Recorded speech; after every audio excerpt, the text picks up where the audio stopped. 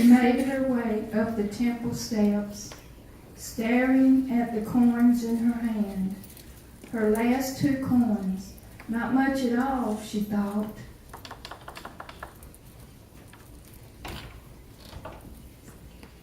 Fingering her meager offering, she found a spot in the corner of the temple, out of the way. For a few minutes she stood and watched. She watched the rich,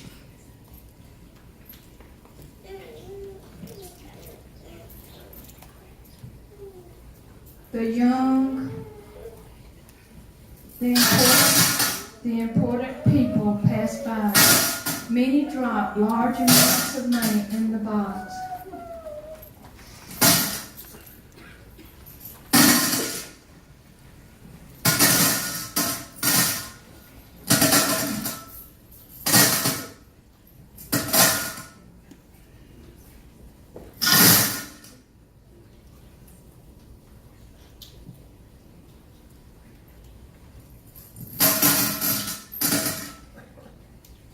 What must their lives be like? She wondered in silence. The last few years of her life were a burdensome blur because of the financial struggle she had suffered since her husband's death. With no family to support her, on some days she paused when she thought of the future, but not today. Today her heart was full. Today she wanted to give.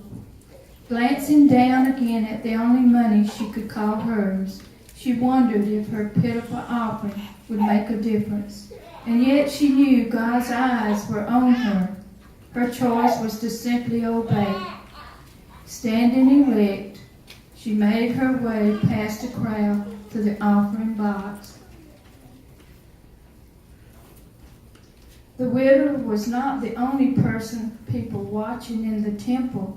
Close by, Jesus noticed the esteemed people in the court. His disciples saw only people, but his eyes saw life histories. He saw leaders and followers, husbands and wives, fathers and sons. Outwardly, many of them appeared successful and respectable, but his eyes could see through their disguises, and he knew what their lives were like. As the sound of the 2 copper coins resonated, Jesus looked up and saw the widow. He saw much more than a meager sacrifice. He saw abandoned dreams and withered hopes. And as he watched her fall to her knees and whisper a prayer to Jehovah Jireh, her provider, Jesus seized the moment.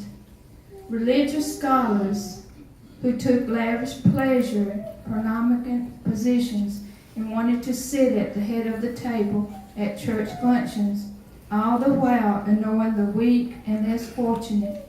The longer their prayers, the worse they get, but they'll pay for it in the end, Jesus said. Now with his eyes fixed on the praying woman, Jesus continued to teach. The plain truth is that this woman, this poor widower, had given far the largest offering today. All these others gave offerings that they'll never miss. She gave extravagantly what she couldn't afford. She gave her all. And as she stood to leave the temple,